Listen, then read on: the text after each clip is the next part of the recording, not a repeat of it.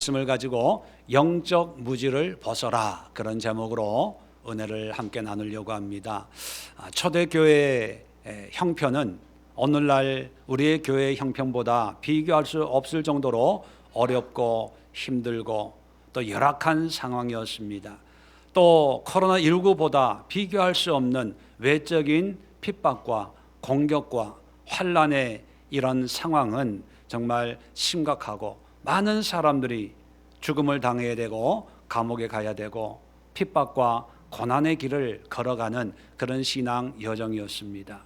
오늘날처럼 신앙생활을 편안하게 할 수 있는데도 전도하기가 힘들다고 하는데, 또 코로나19가 터지면서 교회가 전도하기 이제 점점 더 힘들어지는구나, 그런 얘기를 하는데, 초대교회는 우리의 상황과는 비교할 수 없을 정도로 힘들고 어려운, 예수를 믿는다고 그러면 죽든지 감옥에 가든지 쫓겨나든지 그런 상황인데도 왜 부흥이 됐을까? 궁금하지 않습니까? 그 이유가 뭘까? 아니, 교회 안에 무엇이 있었길래 오늘날도 예수님을 믿고, 그때도 예수님을 믿고, 오늘날도 말씀으로 신앙생활하고 그때도 말씀으로 신앙생활 하는데 왜 다를까? 참 저도 궁금합니다. 그 이유가 어디에 있는지. 타임머신을 타고 가면 좋은데, 아마 타임머신이 있다 그래도 안 갈 것 같아요, 저는. 왜냐하면 가면 또 핍박당하잖아. 그때 가서 또 감옥에, 로마 감옥에 바울하고 갇히면 어떻게 되겠어요? 농담입니다만 참 궁금합니다. 그런데 말씀을 묵상하면서 하나 깨닫는 게, 하나님의 말씀에 대한 이해가 다르겠구나, 그런 생각을 합니다.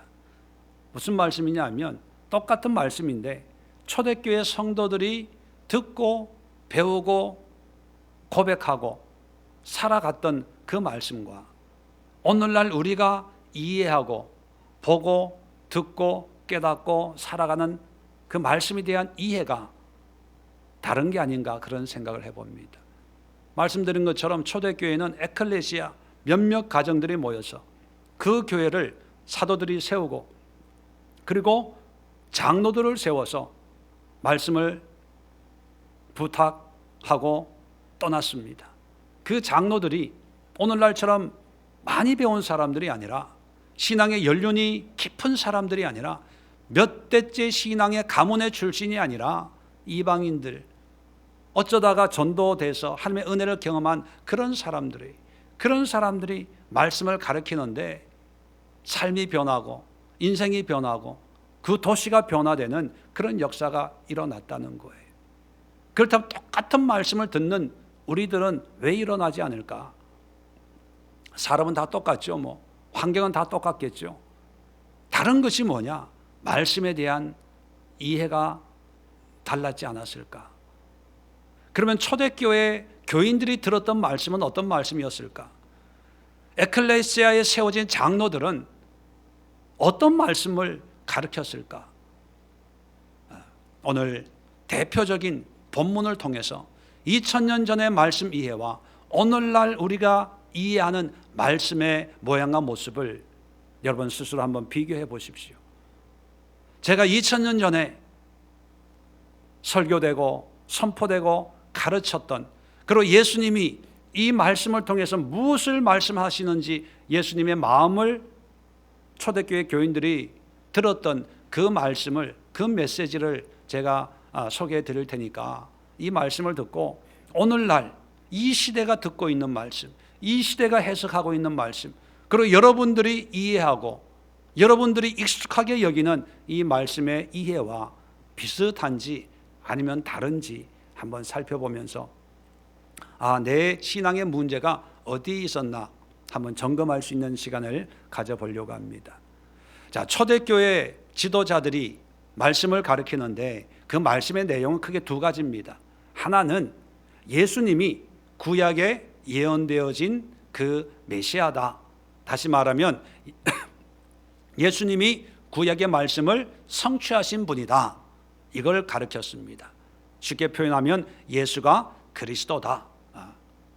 사도행전을 봐도 그렇고 히브리서를 읽어보면 구약 말씀을 인용하면서 이렇게 말씀된 그분이 바로 예수고 예수님이 우리의 그리스도다. 이걸 가르쳤습니다. 그리고 나서 그리스도이신 예수님이 이 땅에서 가르치신 천국 복음을 이제 가르쳤죠. 복음서나 서신서를 보면 예수님이 행하신 그런 이적과 또 말씀과 또 그 의미를 자세하게 성도들에게 가르치는 그런 내용을 우리가 잘 알고 있습니다. 그래서 신앙 지도자들은 사도들이 경험하고 배웠던 그 말씀을 그대로 듣고 또 그 말씀을 그대로 에클레시아에서 그 말씀을 전했습니다. 그런데 그 말씀을 듣고 사람들이 변화되고 새로워졌다면 어떤 말씀을 듣고 어떻게 신앙생활을 했을까? 오늘 본문을 통해서 그 대표적인 한 예를 소개해 드리려고 합니다. 오늘 본문의 내용은 9장 14절부터 읽어보면 좀 더 쉽게 이해할 수 있는 내용이지요. 간단하게 소개해 드리면 예수님이 이제 변화산이라고 보통 부르는 산에 올라가서 홀연히 이렇게 변화되는 그런 역사가 일어납니다. 모세와 엘리야와 함께 교제하는 그런 변화산 사건을 경험하시고 이루시고 이제 산에 내려왔더니만 제자들과 함께 큰 무리가 변론을 하고 있어요. 14절에 보니까 이제 이런저런 토론과 말싸움을 하고 있는 거예요. 예수님이 물어봅니다.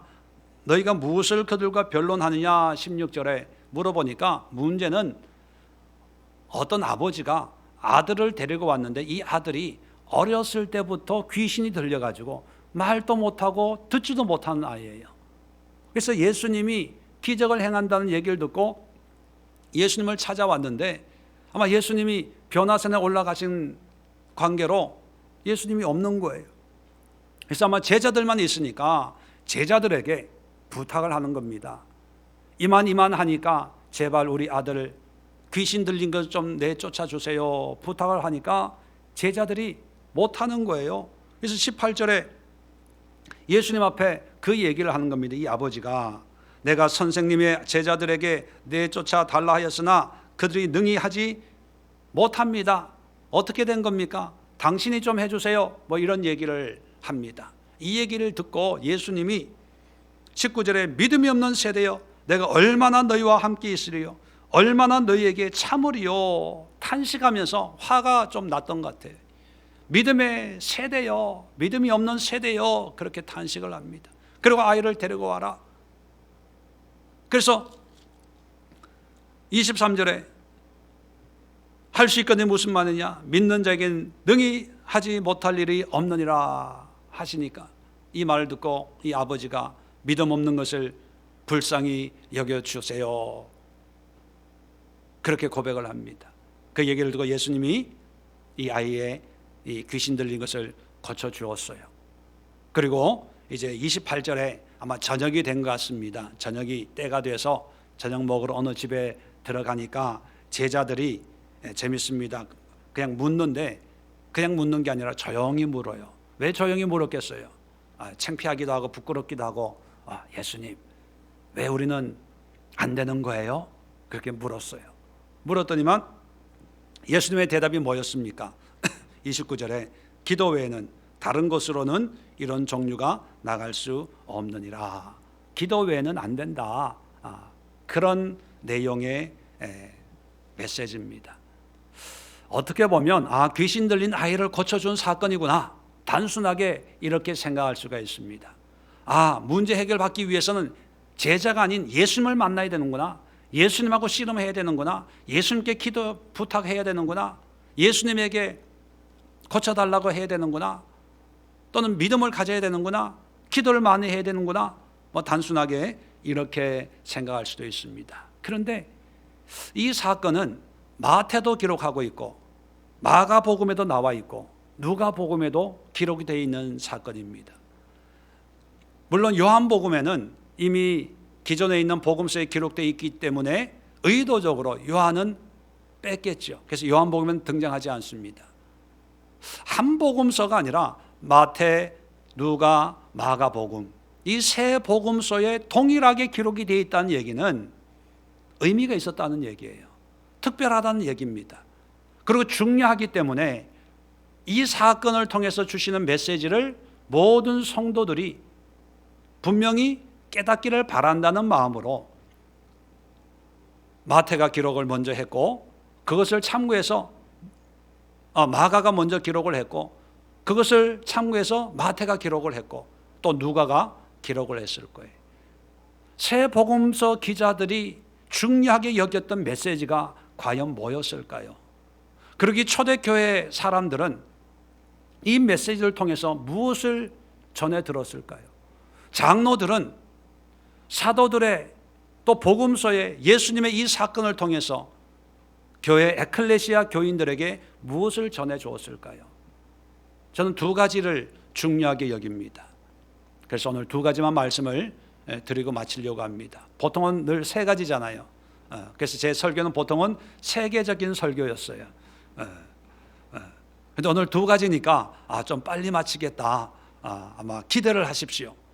제가 여러분의 그 기대를 무너뜨려 드리겠습니다.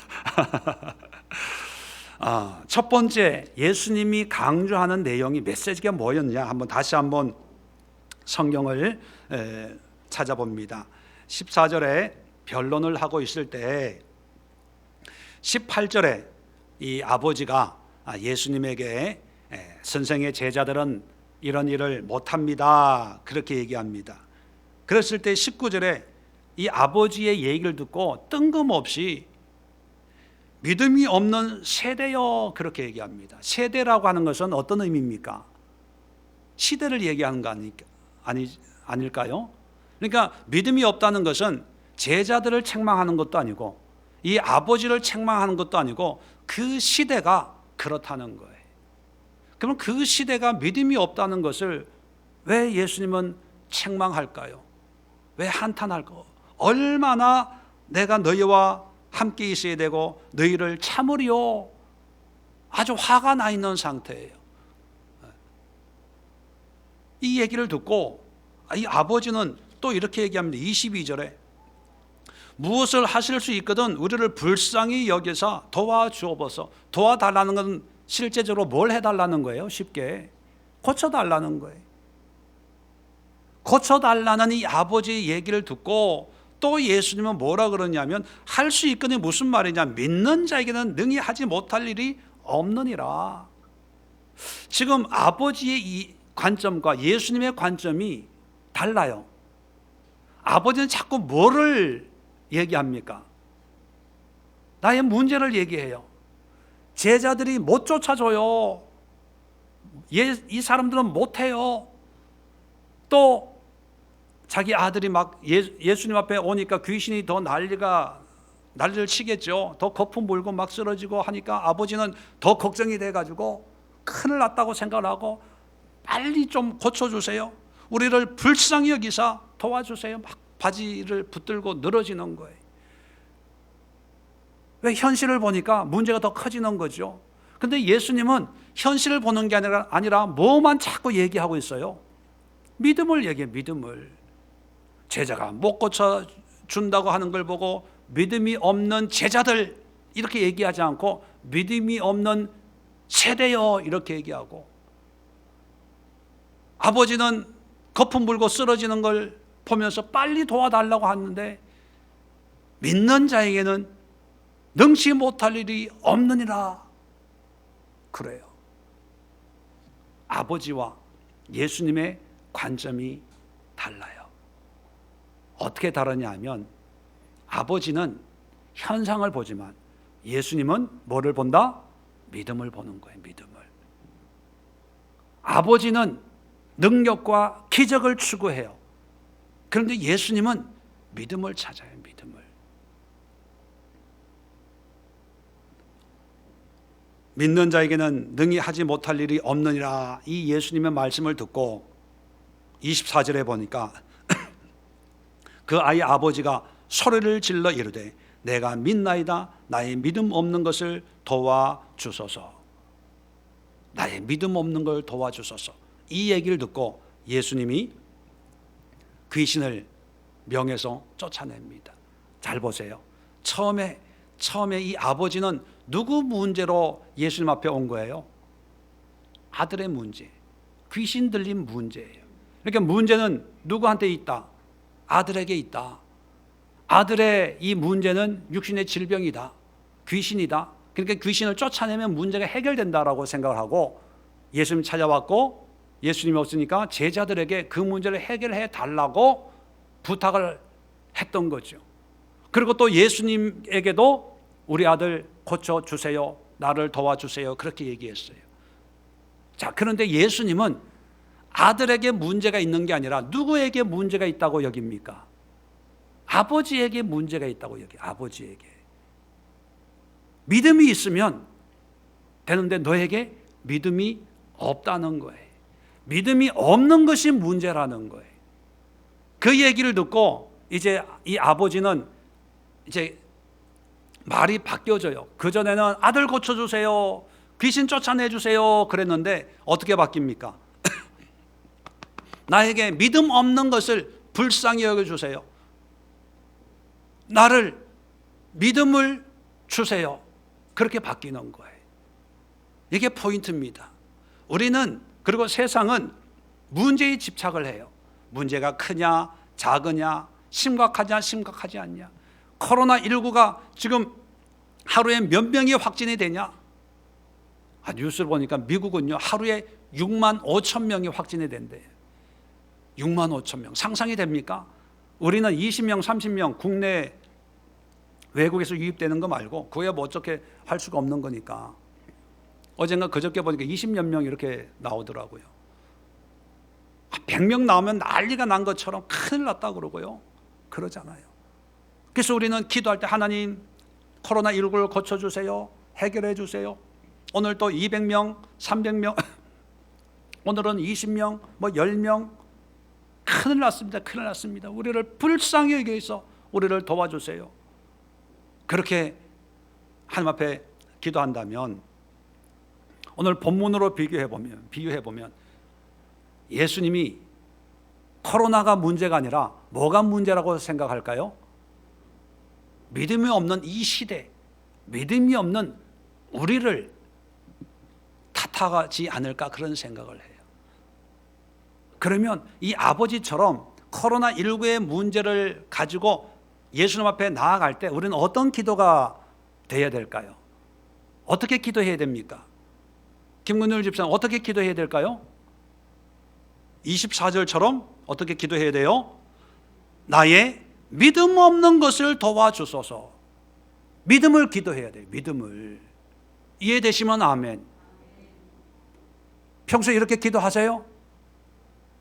평소에 이렇게 기도하세요? 네. 이게 돼야 돼. 이게 메시지예요. 이게 메시지. 그래서 초대교회 성도들은, 초대교회 장로들은 에클레시아에서 어떻게 설교했냐 하면 그 당시에는 문제가 엄청 많았다고 말씀드렸잖아요. 눈만 뜨면 문제만 보여. 문제만 보여. 교회만 오면 자기가 당한 고난과 환난과 쫓겨나고 핍박당하고 감옥에 가고 누구는 죽었고 누구는 십자가에 거꾸로 달려 뭐 죽었고 이런 얘기를 심심찮게 할 수 있는 그런 상황입니다. 그런데 그런 상황에서도 문제를 가지고 나오는 것이 아니라 하나님 믿음 떨어지지 않게 나를 붙잡아 주세요. 믿음 없는 나를 도와주세요. 믿음의 사람이 되게 해주세요. 믿음을 주세요. 믿음으로 이 어려움을 이겨나가게 해주세요. 다 그렇게 기도했고 그런 신앙을 가르쳤다는 거예요. 오늘날 코로나19 뉴스 보고 마음이 전전긍긍하면서 목사님 두려워요, 위로 좀 해주세요, 기도 좀 해주세요, 밤에 잠이 안 와요, 회사 나가기가 두려워요, 교회 오기가 두려워요, 코로나 걸리면 어떡해요? 오늘 또 확진이 됐대요. 어디에 확진이 됐대요? 어느 교회에 또 확진이 됐대요. 그런데 왜 교회 가야 돼요? 교회 예배는 왜 해야 돼요? 이럴 때 비대면으로 온라인 해야 되는 거 아니에요? 그런 시스템을 만들어야 되는 거 아니에요? 보통 다 그렇게 얘기하죠. 근데 예수님이 원하는 것은 그게 아니에요. 그건 현상에 일어나는 거예요. 믿음이란 뭐냐면 현상을 바꾸는 것이 아니라 현상 속에서 하나님을 찾고 의지하고 하나님을 붙잡는 게 그게 믿음이에요. 그 믿음을 붙들고 있을 때 현상은 누가 바꿔요? 하나님이 바꾸는 거예요. 하나님이. 우리는 우리가 바꾸려고 애를 써요. 그리고 기도도 우리의 노력과 수고로 뭔가 하나님을 감동시켜서 뭔가 세게, 소위 말하는 세게 기도해가지고 하나님의 역사가 일어나도록, 소위 말하는 영빨 있는 사람에게 기도 부탁해가지고 뭘 하면 빨리 응답이 된다, 이런 생각을 가지고 있습니다. 근데 예수님이 말씀하시는 것은요, 믿음인데 누구에게 믿음을 요구합니까? 제자들에게 믿음을 요구해요? 아이 아버지에게 믿음을 요구해요? 아이 아버지에게. 이 아이 아버지가 어떤 사람인지 성경은 기록하지 않습니다. 신앙생활을 했던 사람인지 아닌지 이방인인지 몰라요. 하여튼 이 아이 아버지에게 믿음, 당신도 믿음이 있으면 믿는 자에게는 능히 하지 못할 일이 없다. 한마디로 얘기하면 다 할 수 있다. 이렇게 얘기하는 거예요. 자, 여기서 중요한 포인트가 뭐냐면 믿음이란 뭐냐는 거예요. 여러분, 믿음을 어떻게 정의합니까? 하나님이 계심을 믿는 것이 믿음입니까? 죽으면 천당 가는 것을 믿는 것이 믿음입니까? 믿음을 여러분 굉장히 이렇게 좁게 여기는데, 믿음의 의미는 뭐냐면, 제가 분명히 말씀을 드립니다. 믿는다, 하나님을 믿는다는 말을 좀 쉽게 이해하기 편하게 바꾸면 하나님을 신뢰하는 거예요. 신뢰하는 게 믿는 거죠. 그러면 신뢰가 뭡니까? 예를 하나 들어봅시다. 제가 어떤 분에게 돈이 급해서 집사님 돈 좀 100만 원만 좀 빌려주면 내일 갚겠습니다 하면, 여러분 빌려줘요 안 빌려줘요? 빌려줘요 안 빌려줘요? 심각해지는데, 고민하는 모습이 역력한데요. 빌려줘요 안 빌려줘요? 보통 100만 원 지갑에 들고 다니잖아요. 그죠? 그 정도는 가지고 있지 않아요? 저만 그러나? 빌려줘요. 왜요? 목사님이니까, 아니까, 거짓말할 뿐 아니니까. 내일 빌려, 급한 일 생겼나 보다. 서로 교감이 있어요. 왜? 아니까. 그런데 어떤 지나가는 사람이 여러분 붙잡고 급하게 필요한데 돈 100만 원만 조금 빌려주면 1시간 뒤에 갚겠습니다. 급한 일이 있었어요. 죄송합니다. 100만 원만. 한 빌려줘요 안 빌려줘요? 왜요? 모르니까. 신뢰라는 것은요, 서로에 대한 이해와 인식이 기본이 돼야 돼요. 그래야 신뢰가 되는 거예요. 생판 모르는 사람이 뭐 도와달라, 뭐 해달라 그러면 어떻게 믿어요? 믿음이란 서로 지식이, 경험하고 알고, 이분은 이런 분이다, 저런 분이다, 그거를 아는 지식 위에 세워져야 신뢰인 거예요. 근데 지식 위에 세워지지 않는 신뢰는 뭔지 아세요? 투기예요, 투기. 한번 해보고 못 받으면 뛰어 먹히는 거고, 받으면 받는 거고, 투기예요. 신앙을 투기처럼 여기는 분이 있어요. 하나님에 대해서 몰라. 근데 하나님이 계시되니까 인정해. 한번 믿어보자. 그건 신앙이 아니라 투기입니다. 투기, 모험이에요. 신앙적인 믿음은 철저하게 하나님에 대한 지식이 밑바탕에 깔려 있어야 돼요. 제가 도저히 이해하고 싶어도 이해할 수 없는 현상이 뭐냐면, 성경 한번 제대로, 성경에 나와 있는 하나님, 신약 성경에 있는 예수님에 대해서 말씀 한번 제대로 이해 없이 신앙생활 하는 거, 도저히 이해가 안 돼요. 뭘 믿는다는지 이해가 안 돼, 제 머리로는. 저도 성경을 안다고 하지만 제대로 모르는데도 참 하나님에 대한 그 믿음이, 과연 내가 가지고 있는 믿음이 참된 믿음입니까? 늘 하나님 앞에 점검하고 조심스럽고 경계를 하면서 그렇게 신앙생활하고 목회하는데, 성경에 대해서, 하나님에 대해서 몇 장 몇 절 절수가 중요한 게 아니라 성경에서 말씀하고 있는 예수님의 가르침, 말씀, 구약에서 말하고 있는 여호와 하나님에 대한 어떤 그 뜻과 섭리에 대해서 전혀 모르면서도 믿는데, 그건 인간적인 믿음이에요. 믿음. 이해가 안 되니까 덮어놓고 믿는 거. 지금 예수님이 믿음이 없는 세태여라고 하는 것은 하나님에 대한 지식이 이해가 없어서가 아니라, 여기서 믿음은 뭐냐면 하나님을 신뢰하는 거예요. 아, 하나님이 이런 분이니까 내가 이런 하나님을 신뢰하고 믿어야지. 그걸 얘기하는 거예요. 그런 신뢰가 없는 그런 시대가 됐다는 거예요. 그러면 어떤 시대가 됐냐 하면, 문제가 있으면 하나님 앞에 나오고, 귀신 들린 아이 문제 해결을 위해서 하나님을 찾고 붙들고, 문제 해결을 위해서도 하라는 거 다 해요. 목사가 하라는 거 다 해요. 금식 기도 하라면 금식 기도하고요, 순종하면 순종하라고 하고, 3일 기도하라면 3일 기도하고, 성경 일독하라면 다 일독해요. 왜요? 그렇게 순종함으로 하나님이 감동해서 내 문제 해결해 주지 않을까? 기도 응답 주지 않을까? 자, 그랬다가 문제가 해결되면 기도해요, 안 해요? 안 해요. 그게 무슨 믿음입니까? 그게 무슨 신앙이에요? 그거는 지나가는 사람들이 돈 1,000만 원 빌려달라고 할 때 아무 생각 없이 빌려주는 거나 똑같은 거예요. 여행을 바라는 거죠. 혹시 하나님이 있어서 천국과 지옥으로 심판할 때 지옥 가면 안 되니까 미리 보험 들듯이.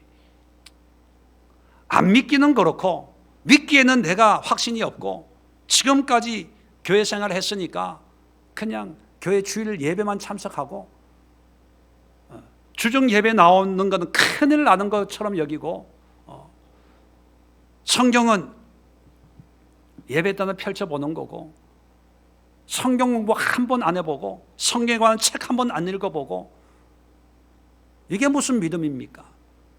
만약에 여러분 가운데 그런 신앙의 모습이 있다면 제가 진단해 드릴게요. 여러분 믿음이 없는 자예요. 그냥 교회 생활하는 사람들이에요. 교회 생활. 근데 예수님은 교회 생활을 얘기하는 것이 아니라 믿는 자예요. 믿는 자. 이 믿음은 어떤 믿음이냐? 예수님이 우리에게 비유로 설명해 주셨는데, 요한복음 15장을 한번 열어보세요. 포도나무 비유를 우리에게 들면서 하나님을 믿는 믿음의 모습을 아주 재미있게 소개를 해주는 그런 내용이 있습니다. 자, 15장을 열면 이제 1절부터 포도나무의 비유를 듭니다. 너무나 유명한 비유고 제가 여러 번 설명을 했고, 또 요한복음 공부할 때도 아주 세밀하게 가르쳤죠. 자, 그런데 이 포도나무 비유를 들다가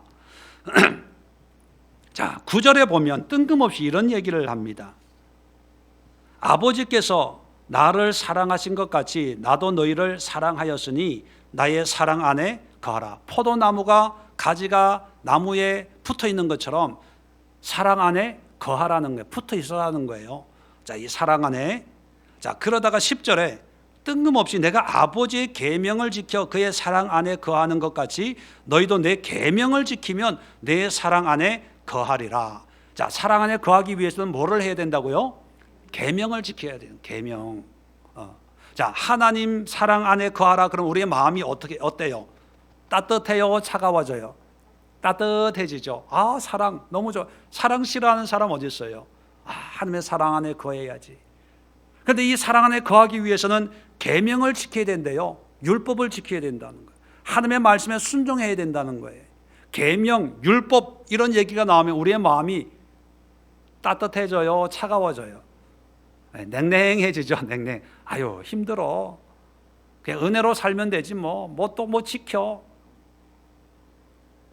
그런데 계명 안에 거하는 것이 사랑 안에 거하는 거래요. 자, 11절 보세요.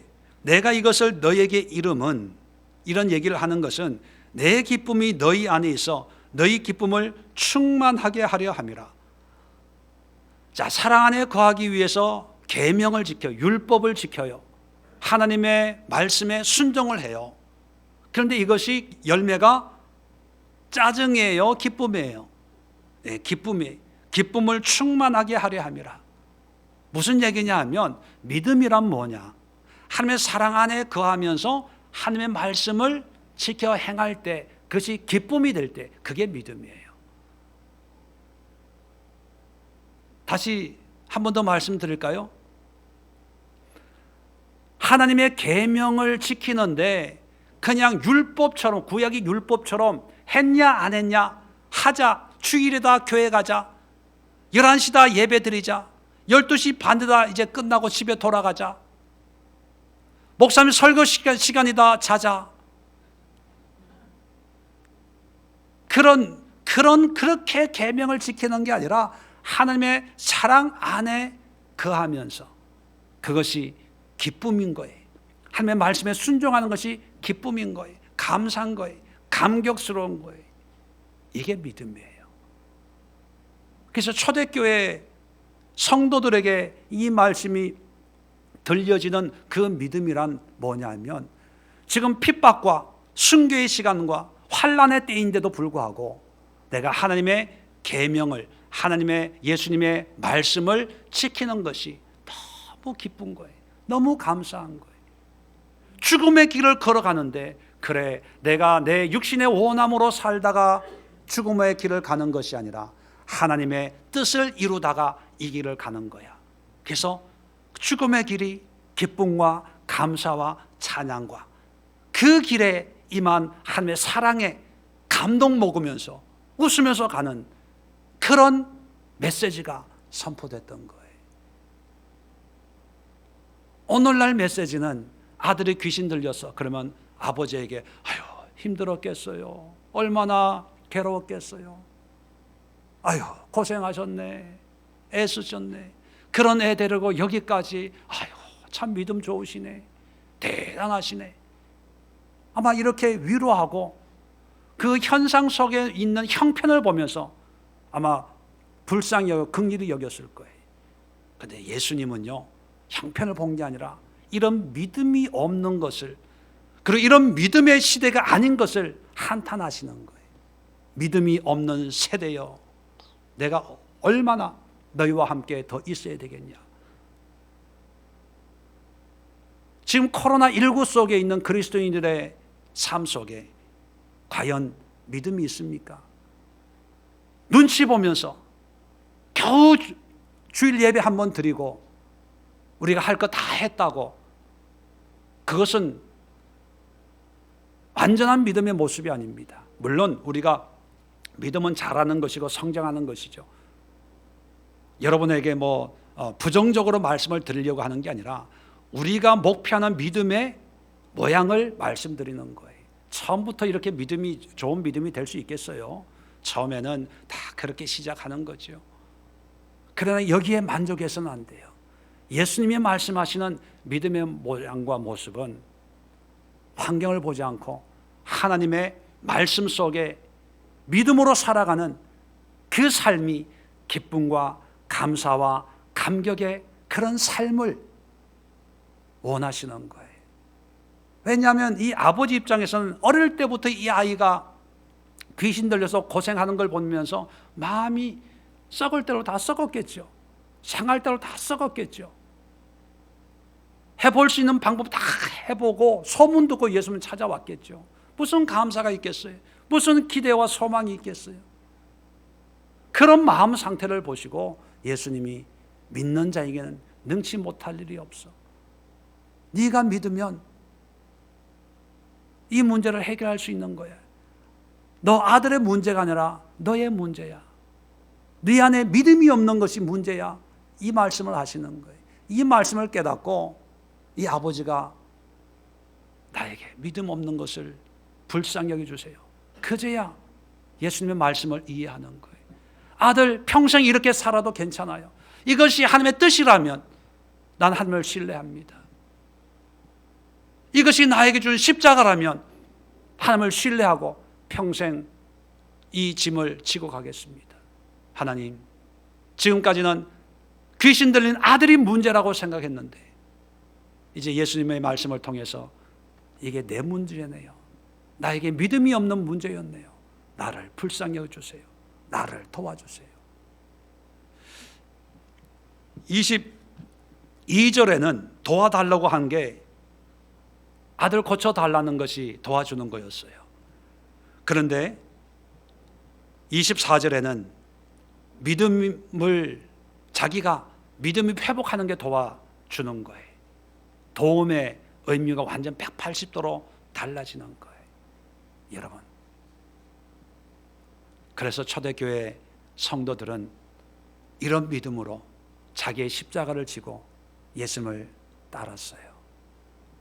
그런데 오늘날은 믿음의 십자가, 조그마한 십자가만 있으면 이걸 불편해해요. 예수 믿는데 왜 이런 일이 생겨? 기도하는데 왜 이런 일이 생겨? 신앙생활 하는데 왜 이런 일이 생겨? 기가 막힌 것은 어떤 권사님은요, 교회 옮겨가지고 자기 몸이 아프다고 교회 다시 옮겼어요. 교회 옮겨서 몸이 아프대. 이게 말이 되는 겁니까? 우리가 정말 탄식해야 될 것은 이 시대의 문제, 우리 가정의 문제, 남편의 문제, 아내의 문제, 자녀의 문제가 아니라 나에게 하나님을 신뢰하는 믿음이 있냐 없냐에, 이 믿음만 있으면 모든 환경과 상황을 품고 하나님의 사랑 안에 기뻐하고 감사할 수 있어요. 우리는 돈이 있어야 된다고 생각합니다. 코로나19가 빨리 해결돼야 된다고 생각해요. 사업이 잘 돼야 행복하다고 생각합니다. 빌 게이츠가 행복할까요? 이건희 아들 누구죠? 이재용 회장이 행복할까요? 저는 단언하건대 그들보다 이름도 없는 제가 더 행복하고 감사하게 산다고 저는 단언할 수 있습니다. 단지 그들은 비싼 밥 먹고 비싼 집에 살고 비싼 옷 입지만 저는 더 부유하게 산다고 자부할 수 있어요. 그 이유가 뭐냐면 저에게는 믿음이 있기 때문에, 이 믿음이 하루하루를 살게 하고 이기게 하고 달려가게 하는 삶의 원동력이라고 생각을 합니다. 자, 그래서 잘 보세요. 예수님은 믿음을 강조합니다.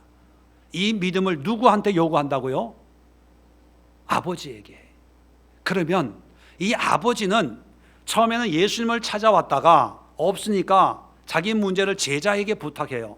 왜? 예수님 제자니까 뭔가 해줄 수 있다고 제자를 찾아갔어요. 해결해 줘요, 안 줘요? 해결 못해요. 그러다가 예수님이 왔어요.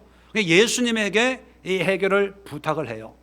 자, 그랬을 때 예수님은 믿는 자에게는 능치 못할 일이 없다, 이 말씀을 합니다. 그러면 믿는 자에게라고 하는 것은 절대적인 조건이 믿음이라면 이 아버지도 믿음이 있으면 자기 아들 문제 해결해 줄 수 있다 없다? 있다는 거예요. 믿는 자에게는 이기 때문에 모든 믿는 자예요. 모든 믿는 자. 그러면 내가 믿는 자가 되었으면 예수님 찾아올 필요가 있어요 없어요? 제자 찾을 필요가 있어요 없어요? 왜 없어요? 내가 하면 되니까. 나에게 하나님이 능력을 주시니까. 그러니까 이 말씀을 통해서 예수님이 말씀하시는 것은 누구 찾아다니지 말고 네가 믿는 자가 되면 돼. 믿는 자에게는 능치 못할 일이 없는 거야. 이 말씀을 하시고 초대교회 교인들에게 장로들이 어떻게 가르쳤겠어요? 이 말씀을 전하면서 믿으면 여러분이 할 수가 있습니다. 여러분들이 믿는 자면 여러분들은 능치 못할 일이 없는 거예요. 제자 찾아다니지 말고, 목사 찾아다니지 말고, 능력 있는 사람 찾아다니지 말고, 여러분들이 믿는 자로서 하나님 앞에 쓰임받으면 하나님의 성령께서 여러분을 통해서 역사하십니다. 이렇게 가르친 거예요. 그러니까 초대교회 교인이 100명이었다면 100명을 믿는 사람으로 양육을 해서 100명을 능력자로, 복음 전하는 자로, 하나님의 일꾼으로 삼아버렸어요. 그래서 초대교회 그 핍박 속에서도 교회는 시들지 않고 더 왕성하게 부흥의 역사가 일어났던 거죠. 그런데 오늘날 교회는요, 교인 100명이 있으면 목사 한 사람만 능력자가 돼요. 무슨 문제가 있으면 나한테 가지고 와. 믿음 좋다는 게 뭐예요? 목사님, 이런 일이 생겨서 기도해 주세요. 목사님, 상담 좀 해주세요. 목사님 이럴 때는 어떻게 하는 거죠? 담임 목사에게 참 가까이 하면서 모든 문제를 상의하고, 물론 신뢰 관계를 통해서 그런 관계가 일어나겠죠. 이런 것이 믿음이라고 생각해요. 그리고 담임 목사님 말에 순종하는 것이 믿음이라고 생각해요. 물론 그것도 믿음이 아니라는 얘기가 아닙니다. 아주 좁은 의미에서. 그러다 보니까 어떤 현상이 일어나냐면, 교인이 100명이면 담임 목사 한 사람만 능력자이기 때문에 모든 기도 제목은 목사님에게, 모든 문제는 목사에게, 목사님이 기도해주면 해결돼. 그리고 나머지 100명은 뭐 하는지 아세요? 헌금 열심히 해서 담임 목사 사례비 먹고 살게 만들어줘요. 그게 현실이에요. 초대교회는 100명을 믿음의 능력자로 만들어서 파송시켜요. 집사님도 믿는 자이기 때문에 능치 못할 일이 없으면 귀신을 쫓아냈어요. 문제를 해결했어요. 복음을 전했어요. 믿음으로 사니까 죽어도 죽는 것이 아니고 감옥에 가도 감옥에 가는 것이 아니라 늘 기쁨과 감사함으로 하나님의 성령의 인도하심 가운데 있으니까 두려워하지 마세요. 복음을 전하십시오. 일꾼으로 만들었어요. 오늘날은 담임 목사만 영권을 가지고 성도들은 바보를 만들어서 문제가 있어 가지고 와, 기도해 줄게. 문제가 있어 내가 가서 예배 드려 줄게. 어려워 내가 기도해 줄게. 내 말에 순종만 해. 이렇게 돼버렸어요. 여러분, 무엇이 예수님의 의도였는지 여러분 스스로 판단해 보십시오. 자, 두 번째는 뭐냐면, 이제 이 믿음으로 이 아버지의 문제가 해결이 됐다면 이제 제자들입니다. 제자들은, 자, 28절에 왜 우리는 귀신을 쫓아내지 못하였습니까? 물어봤을 때 뜬금없이 29절에 기도 외에 다른 곳으로는 이런 종류가 나갈 수 없느니라, 그런 말씀을 합니다. 여러분 성경을 잘 보세요. 예수님이 기도했어요, 안 했어요? 오늘 본문에 보면 보통 기도는 누구한테 하는 거예요? 하나님께 하는 거예요. 근데 예수님이 기도해요, 안 해요? 안 했어요. 단지 귀신을 어떻게 쫓아냈어요? 귀신에게 꾸짖어 가지고 명해서 쫓아냈어요. 그런데 제자들에게는 기도 외에는 이런 일이 일어날 수 없다. 다른 말로 하면 기도해라, 기도해야 된다, 이렇게 얘기한 거죠. 아니 자기는 기도 안 하고 왜 제자들한테만 기도하라고 그래? 목사님들도 자기는 기도 안 하면서 자꾸 제 성도들에게는 기도해라, 기도해라, 그런 게 예수님도 그랬네? 이런 의미가 아니에요. 이것이 기도의 참된 의미예요. 우리는 기도의 의미를 되게 좁게 생각합니다. 뭐예요? 문제가 있으면 하나님 아버지 이런 문제가 생겼습니다. 기도해 주세요. 기도합니다. 도와주세요. 또 대표 기도하고 뭐 어떤 특별한 어떤 형태, 양식, 모양을 가지고 주님 앞에 기도하는 것만이 기도라고 생각을 해요. 근데 기도라고 하는 것은 좀 더 넓게 생각하면요, 하나님과의 친밀한 관계입니다. 일을 하면서도 하나님의 주신 사명을 감당하는 그런 삶으로 하나님의 그 친밀 속에서 하나님의 뜻을 이루어가는 것도 넓은 의미의 기도예요. 하나님과의 관계이기 때문에. 물론 무릎 꿇고 골방에서 기도하는 것도 기도지요. 예수님은 물론 예수님이 하나님이고 하나님이 예수님이기 때문에 성부 하나님, 성자 하나님을 분리시킬 수는 없지만 육적으로 오신 예수님이 우리에게 보여주신 삶은 뭐냐면, 예수님도 습관을 쫓아서 새벽 미명에 기도하셨던 것처럼 늘 기도하셨어요. 그런데 기도 시간에만 기도한 것이 아니라 나머지는 기도 안 했냐? 아니라는 거죠. 24시간 365일이 하나님과 친밀한 관계 속에서. 그래서 예수님이 말씀하신 기도는 귀신을 꾸짖는 것도 하나님의 뜻 안에서, 하나님의 관계 속에서 귀신을 꾸짖는 거예요. 어떤 분이 귀신 들린 사람이 있는데 그것을 이제 이런 예수님이 꾸짖어서 쫓아냈다는 얘기만 듣고 그냥 귀신을 꾸짖어 더러운 귀신아 떠나갈지어다 100번을 했어요. 떠나갈까요? 안 떠나갈까요? 안 떠나가요. 이런 기도는 평소에 그의 영성, 하나님과의 친밀한 관계를 기본으로 하는 거지, 귀신을 향해서 대놓고 쫓기만 한다고 귀신이 떠나갈 것 같으면 그건 귀신도 아니죠. 착한 귀신이죠. 아니면 떠나가더라도 아마 시끄러워서 떠나갈 거예요. 귀찮아서. 기도란 뭐냐면 하나님과 친밀한 관계에서 하나님의 뜻을 이루는 거예요. 이해가 되시겠죠? 자, 그래서 왜 제자들에게 기도하라 하냐면 이유가 있습니다. 14절 다시 한번 봅시다. 큰 무리와 제자들이 문제 앞에서 뭘 하고 있어요? 14절 끝에 보면 그들과 더불어 변론하고 있더라. 변론이 뭡니까? 논쟁하고 있다는 거예요. 이거는 누구 탓이야? 뭐 때문에 그래? 어릴 때 뭐 약을 잘못 먹어서 그래? 한약을 먹었는데 그것이 부작용으로 뭐 이래서 그래? 뭐 이건 귀신 들린 게 아니고 정신병이야. 이거 우울증이야. 이런 거는 무슨 약을 먹어야 돼. 뭐 이런저런 논쟁을 하고 있다는 거예요. 그러니까 이 모습을 보시고 멀리서도 본 그 예수님이 물어요. 16절에 너희가 무엇을 그들과 변론하느냐. 이 변론이 얼마나 깊이 있게 토의되고 있었는지 모르지만 변론하고 있어요. 제자들이 한 것은 논쟁, 따지는 거예요. 이해시키는 거예요. 설명하려고 하는 거예요. 이런 모습을 보고 제자들에게 하는 얘기가 변론만 하지 말고, 따지지 말고, 이론 가지고 나오지 말고, 학문적으로, 논리적으로, 신학적으로, 교리적으로, 경험적으로 나오지 말고 뭐 하라? 기도하라는 기도.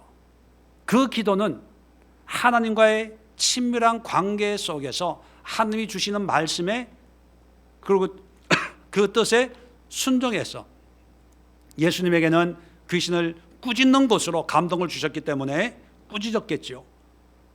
제자들에게 만약에 기도를 했다면 성령이 합심 기도를 해서 이 귀신을 쫓아낼 수도 있고, 또 꾸짖을 수도 있고, 안수할 수도 있고, 뭐 여러 가지 하나님의 뜻 가운데 일어나는 그런 역사들을 위해서 기도하라는 거예요. 자, 그러면 여러분, 성경을 보면요, 기도에 관한 말씀이 많이 나옵니다. 근데 성경은 항상 뭘 말씀하냐면 기도하라는 말씀은 있는데 기도 부탁하라는 말은 한 번도 없어요. 다시 말하면 기도는 하는 거지 부탁하는 게 절대로 아닙니다. 예수님께서도 겟세마네 동산에서 기도할 때 제자들에게 나를 위해 기도해달라고 기도 부탁을 했어요. 근데 부탁만 하고 자기는 안 한 게 아니라 자기도 기도했어요. 예수님도. 기도는 내가 하는 거예요. 내가 하는데 나의 기도를 함께 기도해달라고 부탁할 수는 있죠. 그러나 전제 조건은 기도는 하는 거예요. 항상 기도해라. 쉬지 말고 기도해라. 밤낮 기도해라. 그래서 예수님도 공생의 기간을 통해서 하나님이신 예수님도 시간 날 때마다 기도해요. 기도. 아니, 사실 따지고 보면 예수님은 그렇게 기도할 필요가 없어요. 하나님이신데. 그런데 기도했어요. 그런 걸 보면 예수님도 그런 능력의 예수님인데도 기도했다면 우리는 예수님보다 더 기도 많이 해야 돼요? 적게 해야 돼요? 밥 먹고 자는 시간 외에는 다 기도해도 아마 모자랄 정도 아니겠어요? 그런데 우리는 부탁해요. 이 아버지처럼 기도해서 귀신을 쫓아내주세요. 자기가 기도할 생각도 안 하고 예수님에게 좀 쫓아내주세요. 제자들도 기도할 생각을 안 하고 논쟁만 한다는 거예요. 야, 이런 거는 기도한다고 되냐? 어떤 학자는 이렇게 얘기하고 의학적으로 이렇게 얘기하고 우울증이라고 하는 것은 이런 거고 저런 거고 뭐 이런 질병은 이렇고 신학적으로 이렇고 성령론적으로 이렇고 다 필요 없다는 거예요. 기도해.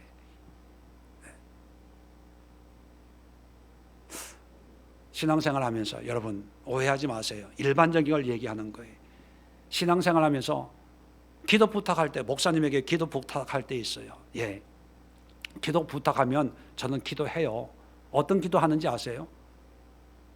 하나님, 나에게 기도 부탁하듯이 이 사람도 기도하게 해주세요. 기도 부탁했는데 그 기도가 해결돼서 일이 만약에 잘 됐다고 가정을 해봅시다. 그러면 그 다음에 문제가 생기면 그분은 어떻게 할까요? 또 저한테 와서 기도 부탁할 거예요. 그리고 일이 잘 되면 어떻게 할까요? 와서 밥 사줘요. 고맙다, 기도해 줬어. 그러면 그 다음 어떤 문제가 있으면 그분은 항상 누굴 찾아요? 목사를 찾아요. 그러면서 신앙은 변질되기 시작하는 거예요. 목사가 하나님 되는 거예요. 목사가 우상이 되는 거예요. 목사가 예수님 다음 가는 그런 존재가 되는 거예요. 그런 사람에게 집사님 돈 한 1,000만 원만 급하게 필요할 때가 있어가지고 1,000만 원 좀 빌려줘. 그럼 빌려줘요, 안 빌려줘요? 빌려줘요. 자기가 받은 은혜가 있으니까. 은혜, 따옴표입니다. 은혜가 있으니까. 그럴 때 목사가 1,000만 원 빌려가지고 갚아요, 안 갚아요? 갚아요, 안 갚아요? 안 갚아요. 베푼 은혜가 있으니까. 맞아요, 안 맞아요? 베풀어 준. 그러니까 받은 은혜가 있으니까 돈 달라 소리로 못하고 베풀어 준 은혜가 있으니까. 내가 저 집사를 위해서 얼마나 기도해가지고 지금 옛날에 월급쟁이 100만 원 월급 받고 사는 거 내가 기도해가지고 지금 사장 소리 듣고 있으니까 안 갚아도 돼. 이렇게 되는 거예요. 여러분, 목회자는요, 지도자는 기도해 주는 사람이 아니라 같이 기도해 주는 사람이에요. 같이 기도해 주는 사람. 목회자는요, 기도 부탁을 받고 기도해 주는 사람이 아니라 함께 기도하는 사람이에요. 적어도 우리 예수의 교회에서는 목사님 기도해 주세요. 예, 자주 얘기하세요.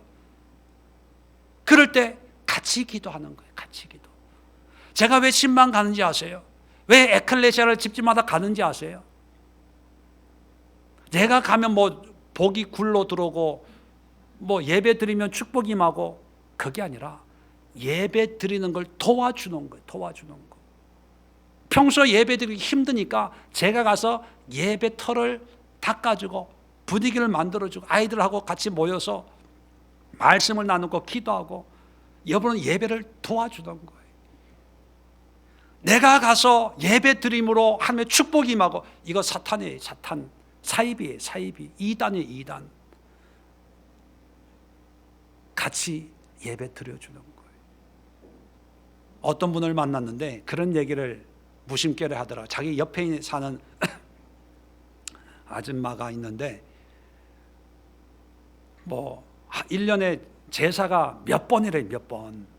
그래서 전도 할 겸 교회 나오면 제사 안 드려도 된다고 교회 나오시라고 뭐 전도를 쭉 했는데, 얼마 전에 만났는데 이제 제사 안 드려도 된다고 그러더래요. 어떻게 그렇게 됐냐고 물어보니까 뭐라고 얘기하냐면 1년에 돈 얼마 주면요 절에서 제사 드려준대. 그런 게 있나요? 네. 그 절에다 다 맡겼대.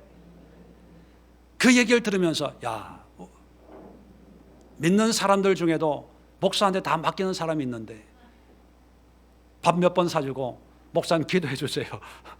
목사님 뭐 해주세요? 절에도 이런 게 있구나. 여러분, 목사는 대신 기도해 주는 사람이 아니라 함께 기도하는 사람, 함께 더불어 기도해 주는 사람이. 왜 이런 얘기를 하냐 하면, 여러분 성경을 자세히 보면 이 사건이 마태복음에도 있고 마가복음에 있고 누가복음에도 있어요. 자, 근데 소개하는 내용이 조금씩 달라요. 자, 확인시켜 드릴게요. 마태복음 17장을 열어봅시다.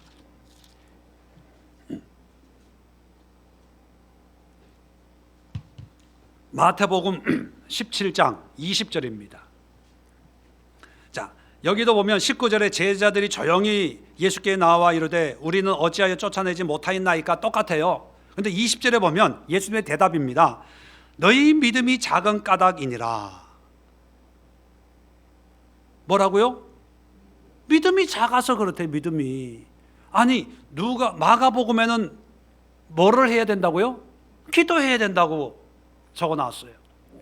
근데 누가복음에는 이 얘기가 없어요. 그냥 아이를 고친 걸로 끝났어요. 제자들이 묻는 장면이 없어요.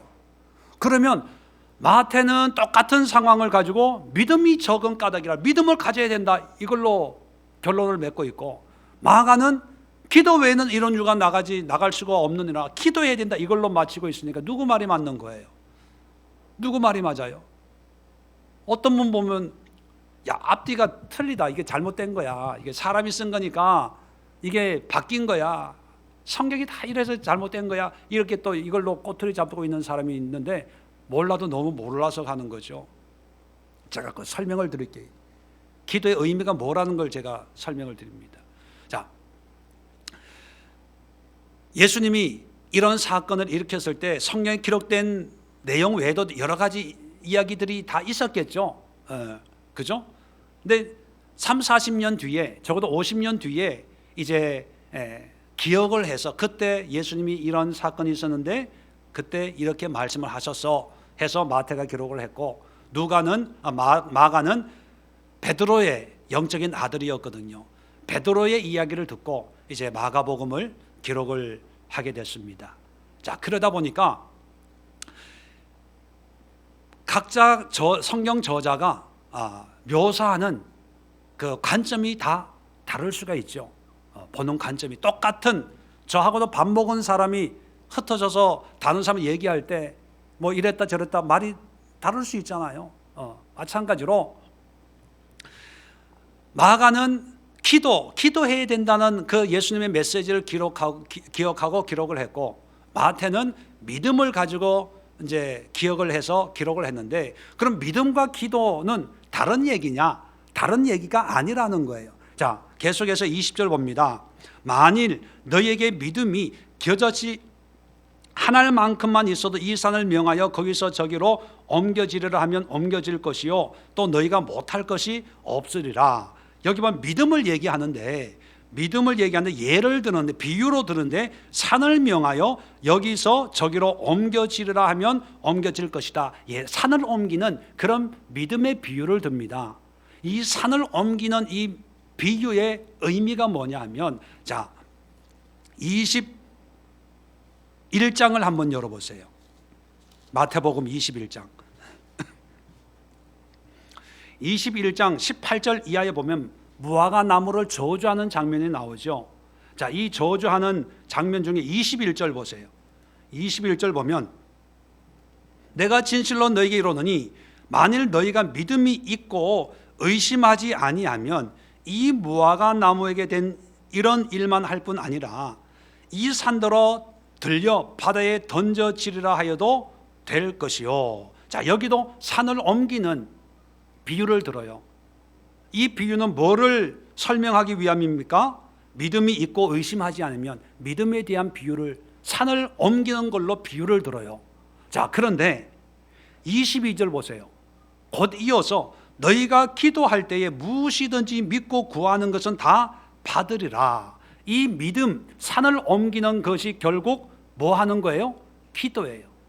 믿음과 기도는 뗄 수 없는 연관성이 있다는, 동전의 양면처럼 우리가 보통 믿음의 기도는 역사하는 힘이 많으니라, 그런 말씀이 있는 것처럼 기도는 우리가 무조건 문제 가지고 주님 앞에 매달리고 옛날에 삼각산에 소나무 뿌리 몇 개 뽑는 그런 기도만이 기도가 아니고, 진정한 기도는 믿음을 기반으로 한다는 거예요. 하나님을 신뢰하는 것. 신뢰는 뭐라고 그랬죠? 하나님에 대한 이해와 지식을 통해서 하나님을 신뢰하는 거예요. 그런 신뢰 속에서 하나님 앞에 기도할 때 산을 옮겨지는 역사가 일어난다, 이걸 설명하는 거예요. 마가도 마가복음 11장 열어봅니다. 마가복음 11장 22절, 똑같은 상황입니다. 무화과 나무 저주한 사건 이후에 22절이에요. 예수께서 그들에게 대답하여 이르시되 하나님을 믿으라. 믿음을 얘기합니다. 믿음을 얘기하는데 23절, 내가 진실로 너에게 이르노니 누구든지 이 산들어 들려 바다에 던져지리라 하며 그 말한 것이 이루어질 줄 믿고 마음에 의심하지 아니하면 그대로 되리라. 자, 믿음을 얘기해요. 산을 옮기는 그 믿음을 가지고 있어야 된다. 그러면서 24절에 그러므로는 뭐예요? 결론을 얘기하는 거예요. 따로 떨어져 있는 것이 아니라 하나라는 거예요. 하나. 그러므로 내가 너에게 말하노니 무엇이든지 기도하고 구하는 것은 받은 줄로 믿으라. 그리하면 너희에게 그대로 되리라. 뭘 얘기해요? 기도를 얘기해요. 기도를. 믿음과 기도는 똑같아요. 그러니까 하나님에 대한 신뢰 없이, 하나님에 대한 지식, 하나님에 대한 믿음 없이는 기도가 아니에요. 자, 그렇기 때문에 불교의 기도가 있어요, 없어요? 천주교의 기도가 있어요, 없어요? 이슬람의 기도가 있을까요, 없을까요? 저 아프리카 작은 종족에 있는 그 추장을 믿는 그 부족에는 기도가 있을까요, 없을까요? 모든 종교엔 기도가 있어요. 그런데 우리는 기도가 모든 종교에서 하는 그런 기도를 해요. 어떤 기도를 하면 하나님에 대한 신뢰가 아니라 내 믿음이 뭐냐면 내 문제를 내가 믿는 신이 해결해 줄 수 있다는 신념으로 기도해요. 부처가 내 문제 해결해 줄 수 있어. 마음의 신 내 문제 해결해 줄 수 있어. 우리 조상이 내 문제 해결해 줄 수 있어. 팔공산 갓바위가 내 문제 해결해 줄 수 있어. 그런 믿음이, 그런 기도가 하나님이, 예수님이 내 문제 해결해 줄 수 있어. 이거 똑같은 거예요. 뭐가 달라요? 대상만 달랐지. 그러면 당신이 믿는 그 하나님은 어떤 분입니까? 물어보면 할 말이 없어. 아는 게 없으니까. 그러면서 기도 생활 열심히 한대요. 아니, 목사님 기도 열심히 하고 있어요. 나 물어보고 싶어요. 뭘 기도합니까? 뭘 알고 기도해요? 하나님에 대해서 뭘 그렇게 많이 안다고 그렇게 기도하고 있다고 자신 있게 얘기할 수 있어요? 물어보고 싶어요. 초대교회 사람들은요, 이 말씀을 묵상하면서 그래, 내가 기도해야지. 기도하려면 하나님을 신뢰하는 거예요. 하나님을 믿는 거예요. 그 믿음은 기쁨과 감사함으로 하나님의 뜻을 행하는 것이 강요에 의해서 의무감으로 율법적으로 하는 것이 아니라 하나님의 뜻을 행하는 것이 나에겐 즐거움이야. 내 목숨이 사라져도, 내가 고통을 당하고 매를 맞고 감옥에 가도 하나님의 뜻을 이루어가는 것이 내 삶의 의미야. 난 이것으로 감사해. 하나님, 오늘도 감옥에 갑니다. 매를 맞습니다. 하나님, 이 모든 것들이 주의 뜻대로 이루어지기를 원합니다. 그게 기도였어요. 그런 삶으로 이 말씀을 적용을 했어요. 그리고 장로들도 에클레시아에서 예수님이 가르치신 이 복음의 말씀이, 복음의 믿음이, 복음의 기도가 이런 기도입니다. 여러분, 기도합시다. 이 땅을 위해서, 복음 전파를 위해서, 나라와 민족을 위해서, 하나님의 교회들을 위해서 기도합시다. 그렇게 기도했어요. 그런 기도의 성경적인 근거가 오늘 본문의 말씀이었을 거예요. 그런데 오늘날 우리가 가지고 있는 성경 이해는 뭡니까? 귀신 들려서 우리 목사님한테 데리고 가 고쳐줘. 기도원 부흥 강사가 잘 고쳐. 그러다 보니까 담임 목사의 먹이가 되는 거예요. 부흥 강사들의 먹이가 되는 거예요. 기도원 원장의 먹이가 되는 거예요. 성경은 분명히 얘기합니다. 기도하는 자가, 믿는 자가 하나님의 능력을 경험할 수 있어요. 그 믿고 기도하는 자가 누굽니까? 담임 목사만이 아니라, 능력자, 사도, 장로들만이 아니라 여러분들이 이런 신앙과 이런 믿음으로 무장되어야 된다는 것을 가르치고 훈련하고 연습시켜서 한 사람 한 사람이 하나님의 능력자로 세워지는 그런 것이 초대교회였어요. 그러니까 핍박이 와도, 어려움이 있어도 흔들리지 않고 오히려 그것이 더 복음을 더 빠르게 전파되는 그런 역사를 이뤘어요. 오늘날 보세요. 코로나19 때문에 제대로 기도합니까? 제대로 예배 드립니까? 교회 한번 나오는 것도 싸우고 난리치고 토요일부터 기분 맞춰주고 끌려 나오는 거 아닙니까? 우리 교회를 얘기하는 게 아니에요. 기죽을 필요가 없어요. 일반적인 걸 일반적인 거. 교회 대면 예배를 못 드려도 나는 인터넷 예배 드려서 이걸로 만족하는 시대가 되고 말하지 않았어요. 과연 믿음이 뭡니까? 과연 기도의 능력이 어디에 있어요? 이번 21일 기도회 하면서 우리가 하나님의 말씀으로 기도하는 이유가 바로 이런 거예요. 하나님 주신 말씀으로 나라와 민족을 위해서 기도하고, 이런 나라 되게 해주세요. 이런 교회 되게 해주세요. 이런 말씀이 이루어지는 그런 성도들 되게 해주세요. 그래야 한국교회가 소망이 있습니다. 그래야 우리가 가지고 있는 이 믿음이 진정한 믿음이 될 수 있는 거예요. 오늘 설교 제목이 영적 무지를 벗어라예요. 저도 예외가 없어요. 저도 완전하지 않습니다. 날마다 하나님 앞에 회개하면서 하나님 지혜를 주옵소서. 영적인 무지에서 벗어나기 앞서 몸부림치고 있어요. 저와 여러분들 다를 게 없어요. 함께 기도하는 사람이고요, 함께 은혜를 사모하는 사람이고요, 함께 믿음으로 하나님을 알고 배우고 연구하고 공부하는 사람이에요. 이 얘기를 하는 이유는 분명 한 가지밖에 없어요. 여러분도 믿는 자가 될 수 있다는 거예요. 여러분도 여러분의 문제를 여러분 스스로 해결할 수 있다는 거예요. 여러분에게 주신 하나님의 특권을 소위 말하는 영권 있는 사람, 목사, 부흥 강사, 기도 원장, 능력 있는 사람에게 맡기지 말라는 거예요. 여러분에게 주신 그 믿음을 통해서, 여러분 한 사람 한 사람을 통해 그 믿음의 열매를 맛보고 싶어 하셔서 예수님이 십자가에 못 박힌 거지, 여러분들이 담임 목사에게 목숨 걸고 어떤 누구에게 목숨 걸려서 그저 열심히 순종만 하는 그런 신앙인으로 평생을 살기를 원해서 십자가에 못 박힌 게 절대로 아니라는 거예요. 그래서 다시 한번 강조하면서 마치기를 원합니다. 여러분 스스로가 믿는 자가 되세요. 하나님을 신뢰하세요. 신뢰하기 위해서는 하나님을 아세요. 하나님을 배우세요. 호세아 선지자가 목이 터져라고 외친 메시지가 있잖아요. 여호와를 알자, 힘써 여호와를 알자. 알아야 믿지요. 배워야 알지요. 그리고 그런 믿음의 신뢰 가운데서 기도하세요. 나라를 위해서. 여러분 스스로 기도자가 되세요. 여러분 스스로 5대 6대를 품고 기도하세요. 여러분 스스로 북녘 땅을 품고 기도하세요. 밖에 나가서 우리 교회는 북한 선교를 열심히 해, 이런 전달자가 되지 말고 여러분 스스로가 물질 없어도 되잖아요. 능력 없어도 되잖아요. 기도 왜 못합니까? 기도로 세상을 움직이는데, 기도로 시대를 바꿀 수 있는데, 하나님이 우리 성도들에게 주신 그런 권세와 능력이 무궁무진한데 이걸 쓰지 않고 있는 걸 보면서 예수님이 믿음이 없는 세대여 언제까지 내가 너희를 참고 기다려야 되겠냐 한탄하지 않을까요? 기도하겠습니다. 좋으신 하나님 아버지, 오늘